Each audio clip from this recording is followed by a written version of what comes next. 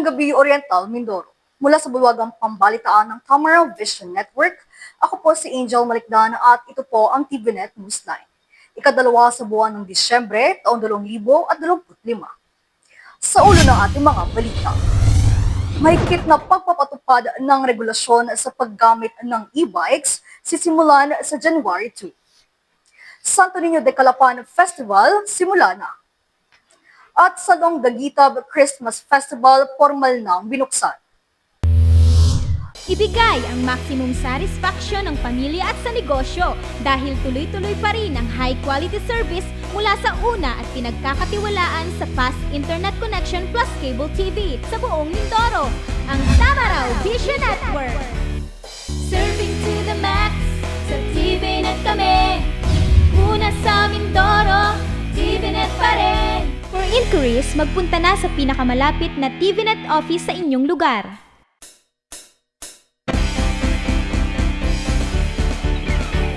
Sa detalye ng ating mga balita, sa pananampalataya ng mga Kristiyanong Katoliko, higit na nararamdaman ang papalapit na Pasko sa pagsisimula ng panahon ng Adbyento. Araw ng Linggo sa Santo Niño Cathedral, matapos ang banal na misa ay nagsagawa ng pagbabasbas ng Advent Wreath o Corona ng Adbyento. Araw ng Linggo, nagsimula na ang panahon ng Adbyento. Kaya naman dito, ilan sa mga mananampalatayang Katoliko ang kinaugalian na magbasbas ng kanilang Advent Wreath o Corona ng Adbyento. Sumisimboloan nila ito sa paghihintay at pag-asa. Sa pananampalataya ng mga Kristiyanong Katoliko, higit na nararamdaman ang papalapit na Pasko sa pagsisimula ng panahon ng Adbyento. Subalit, ano nga ba ang Adbyento? Galing ito sa salitang Latin na Adventus na ibig sabihin ay pagdating. Ang panahon na ito ay patungkol sa paghihintay at paghahanda para sa pagsilang ng Poong Hesukristo. Kaya naman para sa ilang Katoliko, sinasabi nila na katumbas ito ng Christmas countdown. Araw na Linggo sa Santo Niño Cathedral, matapos ang banal na misa ay nagsagawa ng pagbasbas ng Advent Wreath o Corona ng Adbyento. Ito ay may 4 na kandila na sinisindihan kada linggo hanggang sa pagsapit ng kapanganakan ni Hesukristo. Para sa maraming mananampalataya, bukod sa mga Christmas decors na Christmas tree at Christmas lights, mahalaga ring magkaroon ng bawat pamilya ng Advent Wreath na sumisimbolo sa makabuluhang paghihintay at pagdiriwang sa pagdating ng dakilang manunubos. Samantala, ilang araw na lamang inaasahan na rin ang pagsisimula ng simbang gabi na kinaugalian ng mga Kristiyano Katoliko. Isang sunog ang sumiklab na tumupok sa isang bahay sa Karaligan Street, Barangay Camilmil sa lungsod ng Calapan. Ika-30 ng Nobyembre. Ang mga naging kaganapan, alamin natin sa ulat na ito. Isang sunog ang sumiklab na tumupok sa isang bahay sa Carilagan Street, Barangay Camilmil sa lungsod ng Calapan, ika-30 ng Nobyembre. Ayon sa report ng BFP Calapan City Station, ganap na alas 7:59 ng gabi ng nasabing petsa nang matanggap nila ang report at agad na nirespondihan. Naagapan na nila ang pagkalat ng sunog at naideklara ang fire out ganap na alas 8:23 ng gabi. Tinatayang nasa halagang 25,000 ang halaga ng napinsala at wala namang naiulat na nasawi o lubang nasaktan sa nasabing insidente. Patuloy pa rin ang paalala ng BFP Calapan City Fire Station ng ibayong ingat sa publiko, lalo na ngayong holiday season. Antabayanan na iba pang mga balita sa amin pong pagbabalik. Bakit ka kasi kumabit? Alam mong di tama yan, di ba? Huwag ka nang gumamit ng pag-aari ng iba.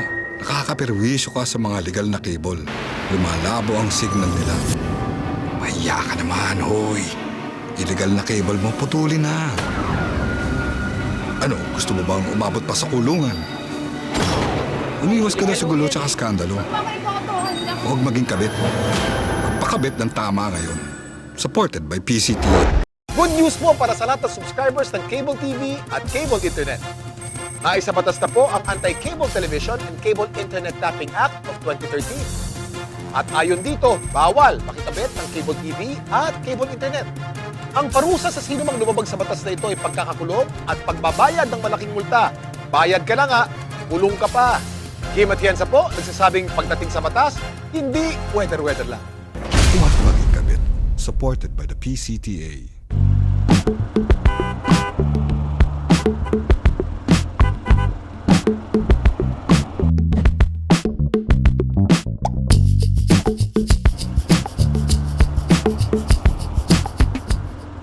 Ibibigay ang maximum satisfaction ng pamilya at sa negosyo dahil tuloy-tuloy pa rin ang high-quality service mula sa una at pinagkakatiwalaan sa fast internet connection plus cable TV sa buong Mindoro, ang Tamaraw Vision Network. Serving to the max, sa TVNet kami. Una sa Mindoro, TVNet pa rin. For inquiries, magpunta na sa pinakamalapit na TVNet office sa inyong lugar.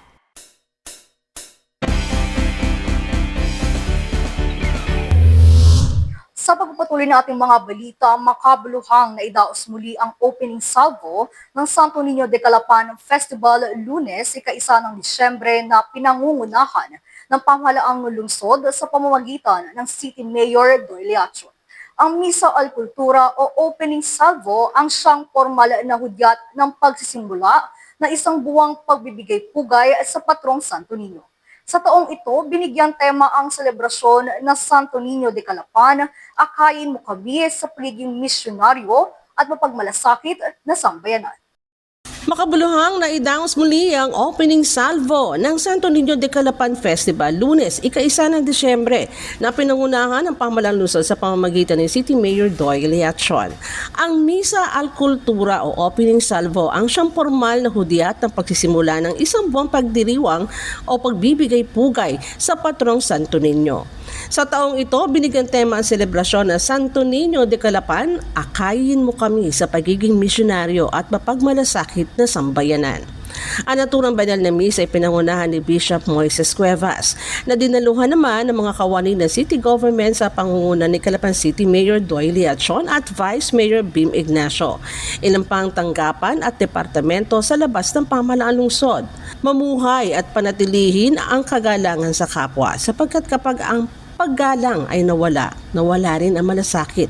Dagdag pa ng obispo, nawa lahat ay maging daluyan ng paglinga at paghilom. Ayon naman kay City Mayor Doyle Acion, nakasentro ang selebrasyon sa pasasalamat, pagtatanghal at panalangin. Matapos ang banal na misa ay umikot ang mahal na patrong Santo Niño sa kalunsuran upang masilayan ng mga Kalapeñong deboto at makapagbigay ng basbas at patnubay sa mga ito.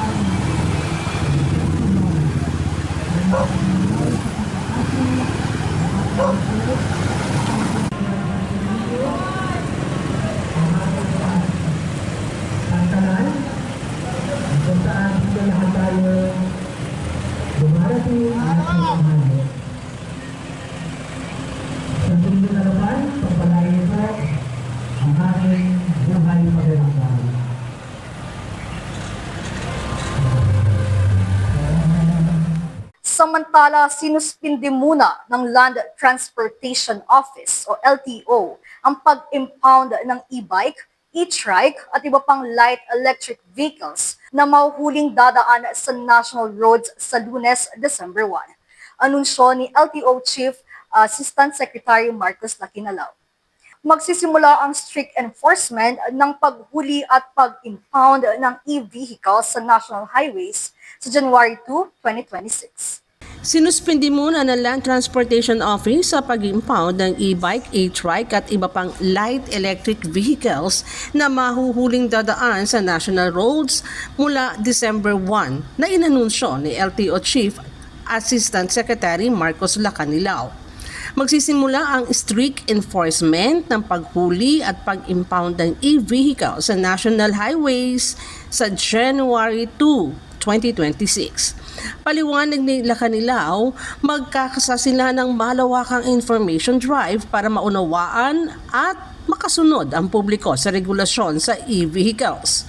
Iisa lang aniya ang layunin ng LTO, hindi upang pahirapan ng publiko kundi upang matiyak na ang kalsada ay ligtas, maayos at may malinaw na pananagutan ang bawat gumagamit nito. Magandang araw po sa lahat. Ayon sa direktiba ng ating Pangulong Ferdinand Bongbong Marcos Jr. at sa naging pag-uusap namin ni Secretary Giovanni Lopez, nais kong linawin ang ilang katanungan tungkol sa paggamit ng e-bikes o e-trikes at iba pang LEVs sa ating mga kalsada. Marami pong lumalabas na impormasyon online, kaya mahalaga na malinaw natin maipaliwanag kung ano ang pinapayagan, ano ang bawal, at ano ang umiiral na batas na sinusunod ng LTO. The LTO has a clear legal authority to enforce traffic laws and when necessary to impound vehicles, including LEVs, when they are illegally using national roads and endangering other road users. Ang Electric Vehicle Industry Development Act o EVIDA at ang IRR nito ay hindi nag-aalis ng kapangyarihan ng LTO. Sa katunayan, nililinaw ng EVIDA IRR na tanging mga LEV na pang-exclusive private use lamang at hindi nakalaan na gamitin sa anumang public highway. Ang exempted sa registration sa DOTR at mga attached agencies nito. May maling akala po na dahil may mga LEV na exempt na sa registration, wala nang kapangyarihan ng LTO na umaksyon. Mali po iyon. Kapag ang isang LEV, e-bike o e-trike ay pumasok sa national highway kung saan sila bawal at lumalabag sa traffic regulation, may kapangyarihan ng LTO na mag-apprehend at when warranted, impound the unit. Ito ang bahagi ng aming mandato na pangalagaan ang kaligtasan sa kalsada. Hindi rin po ito bagong batas. Matagal nang bawal ang e-bikes o e-trikes at iba pang LEV sa national road at highways. Noon pa man, malinaw na sa RA 4136 at sa ating road classification system na ang national road ay para sa high-speed motor vehicles para maiwasan na aksidente at traffic hazard. Dagdag pa rito, pinagtibay na rin ng Korte Suprema ang Joint Administrative Order 2014-01 na nagsasaad ng legal na kapangyarihan ng LTO pagdating sa pagpapatupad ng mga multa at ng impoundment. Ang ginagawa po natin ngayon ay reinforcement ng matagal nang umiiral na patakaran, hindi paglikha ng panibagong pagbabawal. Pwede pa rin gumamit ng e-bikes sa maraming lugar. Ang pinagbabawal lang ay ang pagbiyahe sa national road, hindi ang paggamit ng e-bike. At para sa kaalaman ng publiko, malinaw kung saan pinapayagan ng LEVs. Maaari silang gumamit ng local at secondary road depende sa ordinansa ng LGU. Maaari silang gumamit ng bike lanes para sa low speed at lightweight LEVs at e-bikes kung pinapayagan ng LGU at akma sa design ng lane. Hindi kasama rito ang high-powered units na parang motorsiklo. Maaari silang gamitin sa loob ng subdivision, private roads at private compound. Bawal bumiyahe ang LEV sa national highway. Pero pwede silang tumawid bilang bahagi ng normal traffic flow. Ang pinagbabawal ay ang pag-cruise o pagbiyahe mismo sa highway, hindi ang pagtawid sa tamang tawiran. Ngayon, doon sa may mabigat na punto, kung dumating ang panahon na may mangyaring aksidente, may masagasaan, may mamatay, o may seryosong sakuna na kinakasungkutan ng isang LEV na walang plaka, walang rehistro, at walang malinaw na pagkakakilanlan, mahihirapan tayong matunton kung sino ang may-ari o responsable. Trabaho ng mambabatas ang magbalangkas ng mas malinaw at mas modernong batas para sa LEVs upang lubusang maprotektahan ang bawat Pilipino. Kung sa tingin nila kulang ang batas, may kapangyarihan silang ayusin ito sa Kongreso. Ang aming panawagan, sana wag na nating hintayin na may malalang trahedya muna bago kumilos.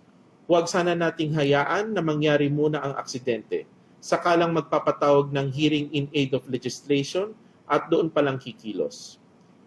Habang wala pang bagong batas, tungkulin ng LTO ipatupad ang umiiral na batas upang masigurong ligtas ang lahat.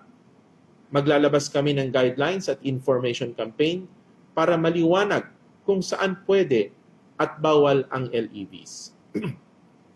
At bilang tugon sa mga hinaing ng publiko, nais ko pong linawin, narinig ng ating Pangulong Bongbong Marcos at ni Secretary Giovanni Lopez ang inyong concern. Kaya pansamantalang walang impounding operation habang nagpapatupad muna kami ng malawakang information drive upang bigyan ng sapat na panahon ang lahat na maunawaan at makasunod sa umiiral na regulasyon. Simula December 1, 2025, magiging visible ang ating LTO enforcers and personnel sa mga kalsada para isulong ang information drive at ipaliwanag sa publiko ang tamang paggamit ng LEVs. Pagdating sa January 2, 2026, magsisimula na ang strict enforcement at wala ng extension. Kasama rito ang apprehension para sa mga lalabag sa pagbabawal sa National Highway. Sa huli, iisa lang ang layunin ng LTO, hindi upang pahirapan ang publiko, kundi upang matiyak na ang ating mga kalsada ay ligtas, maayos at may malinaw na pananagutan ng bawat gumagamit nito. Kasama na ang mga gumagamit ng e-bikes, e-trikes at iba pang LEVs. Maraming salamat po at ingat po tayo sa biyahe. Pahayag naman ni LTO, Mimaropa Operations Chief Rijay Condes, ipatutupad nila ang nasabing kautusan. Dagdag pa niya, simula December 1 ay masusing information dissemination ang kanilang gagawin upang magkaroon ng sapat na impormasyon ang lahat sa ipatutupad ng LTO kaugnay sa paggamit ng e-bikes. Pinapayo rin sa lahat ng pagsunod sa batas para sa kaligtasan at kaayusan ng mga lansangan. Samantala, ayon naman kay City Public Safety Department Chief Ermin Cabanding, magsasagawa rin sila ng information drive simula sa unang araw ng Disyembre 2025 habang naghihintay sa paglabas ng amended ordinance ng lungsod. Ang nasabing ordinansa ay kaugnay ng traffic management na magtatakda ng pinal na regulasyon at mga alituntunin sa paggamit ng e-bike sa lungsod ng Calapan. Ito ay kasunod ng isinagawang public hearing sa lungsod nakaraang ika-19 ng Nobyembre. Sa ngayon, wala pa naman tayong malinaw na dyan galing sa LTO. So, ang gagawin po natin, puro reminders, advice natin ating mga kabayan na alam naman natin, ito ay para sa kanila. Actually, wala pa talaga tayong pinangahawakan na galing sa kanila regarding sa implementation to. Sa totally prohibition ng e-bike, e-trike sa National Highway. Sa ngalan po ng City Government, pamumuno ng ating Mayor, ang Public Safety Department ay nagsasabi po sa inyo na puro reminders, paalala, ang paabot po namin sa inyo na kung saan ang lead agency po ang talagang nakakaalam ng pagpapatupad po ng prohibition ng e-bike, e-trikes sa National Highway. Umasa po kayo na magiging maayos ang kung ano man ang papatupad nila at umasa rin po kayo na lahat ng mga problema hinaing ng ating mga e-bikers owners na ito kung sakasakali magkaroon ng problema, alam ko naman nandito po, umasa po kayo nandito ang ating punong lungsod, ang ating mayor, si Atty. Lloyd Lacson, na matutugunan po niya lahat nang sa ganun ay magkaroon po ng, sabi nga natin yung check and balance. Alam naman natin siyempre na pag national law, hanggat wala po kaming nare-receive na communication galing sa kanila na kung ano ang magiging papel po namin dito sa bagong circular ba to o batas tungkol sa e-bike, e-trikes. Magbabalik po ang TVNet News Time makalipas ang ilang paalala.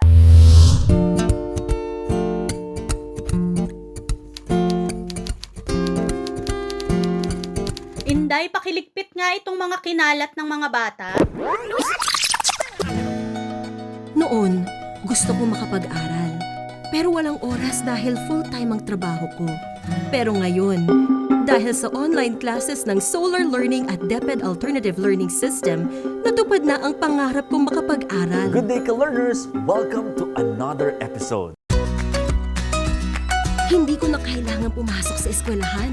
Nakakapag-aral ako sa oras na gusto ko. Anytime! Nagkaroon ako ng second chance sa pag-aaral. At dahil recognized ito ng DepEd, sigurado ako sa diploma. This lesson, You should be able to... you learned about the persons. Sa wakas, matatapos ko na ang high school ko. Ay, salamat din nga pala kay ate.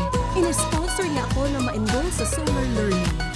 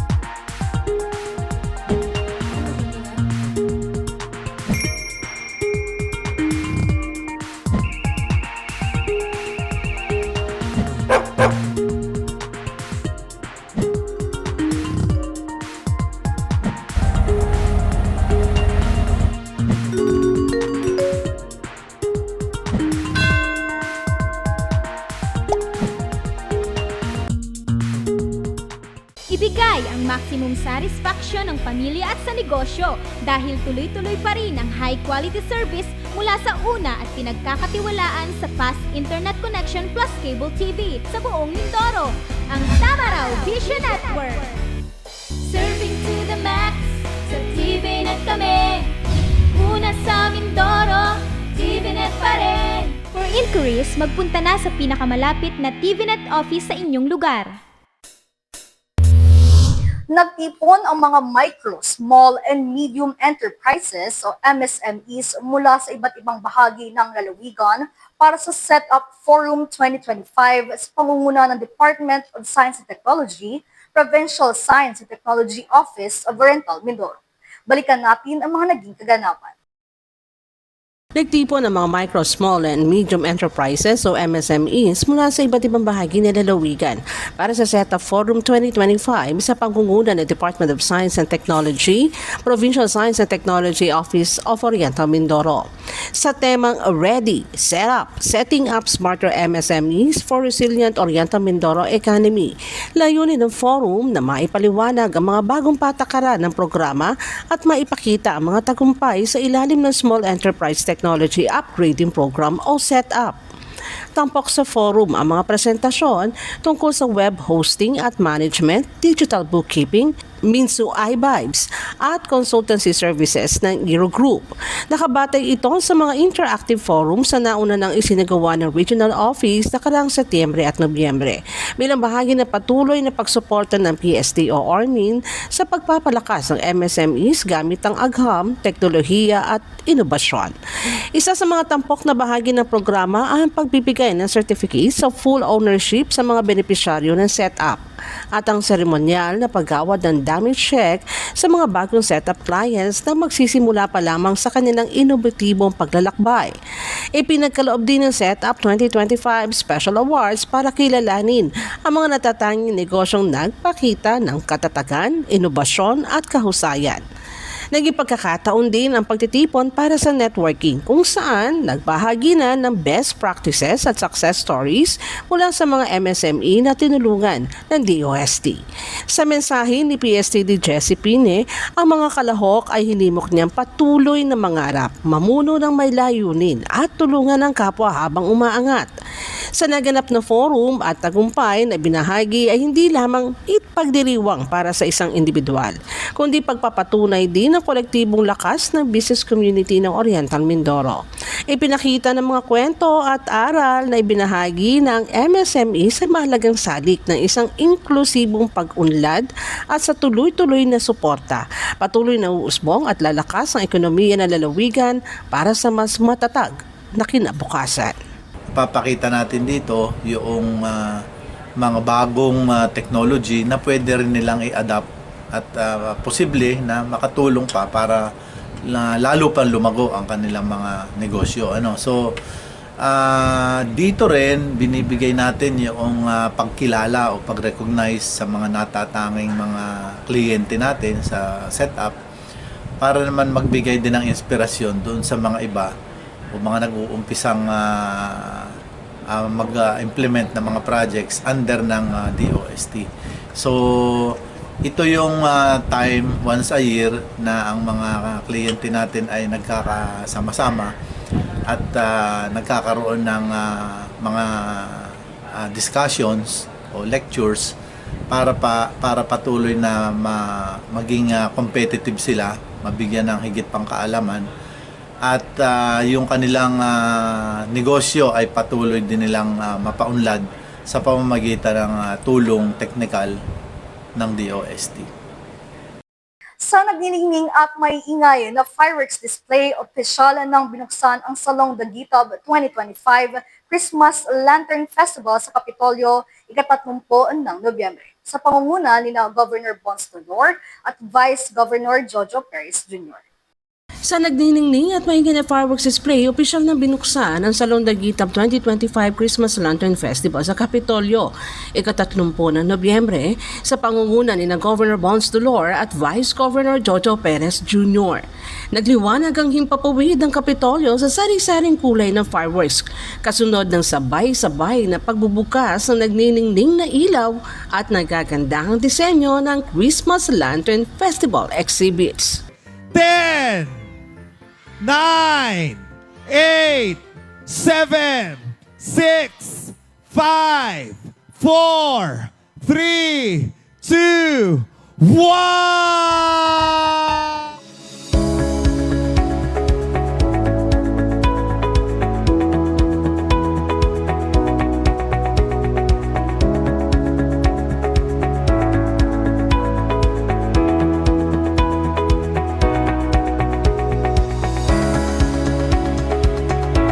Bawat cluster ay naghatid din ng kanilang natatanging pagtatanghal para sa mga manonood. Mga kilalang personalidad mula sa iba't ibang larangan ang bumuo ng mga hurado para sa first daylight at night judging. Mas pinasigla pa ng concert ang gabi na nagbigay aliw sa mga mamamayang dumalo. Samantala, abangan sa ika-19 ng Disyembre ang second phase at final judging night ng taunang kompetisyon. Bukas at libre ang Salong Daguitab 2025 gabi-gabi para magbigay saya sa lahat ng mga bisita at ang kakaibang ganda at liwanag sa Kapitolyo.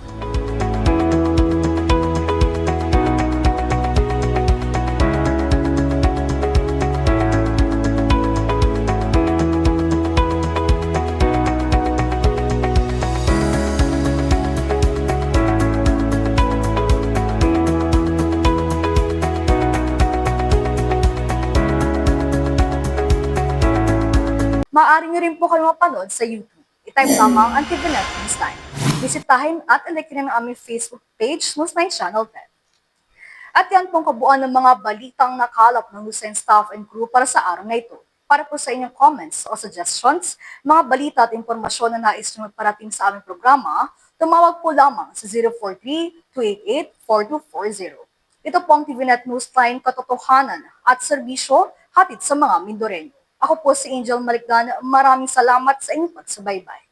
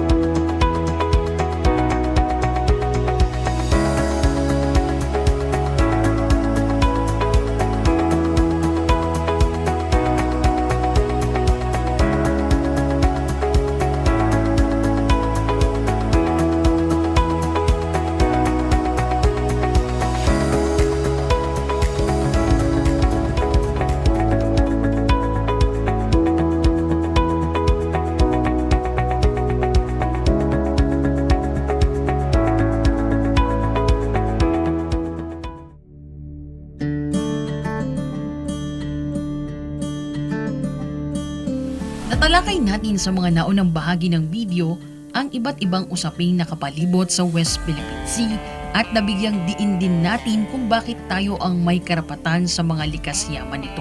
Kaya kailangan natin itong alamin, ipaglaban at suportahan. Dahil ito ang ating karagatan, ito ang ating karapatan, ito ang ating kinabukasan. Ang West Philippine Sea ay parte ng ating pagkakakilanlan. Ito ay mahalaga sa ating national integrity at soberanya. Ang mga isla natin sa Kalayaan Island Group ay nagsisilbering proteksyon natin laban sa mga panghihimasok na maaring magdulot ng panganib sa pambansang seguridad. Ang West Philippine Sea rin ay nagsisilbing pangunahing pinagkukunan natin ng pagkain, enerhiya at hanap buhay. Kaya nakasaad sa ating saligang batas na dapat natin itong protektahan dahil ang yamang dagat nito ay para lamang sa mga Pilipino. Maaari tayong gumawa ng mga hakbang katulad ng pagpapalaganap na hindi wasto ang historical claims ng China at walang basihan ang iginigiit nitong 9-dash line. Kumilos tayo sa panuntunan ng ating batas at pag-aralan ang saklaw ng ating karapatan. Hindi lamang ito karagatan na estratehikong daluyan ng pandaigdigang kalakalan. Ito ay kabuhayan ng maraming Pilipinong mangingisda at isa sa mga haligi ng maunlad na ekonomiya. Maging mulat tayong mamamayan, magsikap, gisingin ang natutulog na kaisipan, magkapit-bisig sa pagsasanggalan ng ating karapatan. Huwag tayong magkibit-balikat at huwag tayong patitinag sa anumang nais humadlang sa kaunlaran ng ating kinabukasan. Palaganap ang katotohanan, isulong ang mapayapang rehiyon, at magtulungan upang tiyakin ang ating kasarinlan para sa ikabubuti ng ating sambayanan. Pagtitibayin at palalaguin natin ang kamalayan at kaalaman ng buong bansa at titiyakin na maipapasa natin ito sa ating kabataan at ating susunod na mga salinlahi.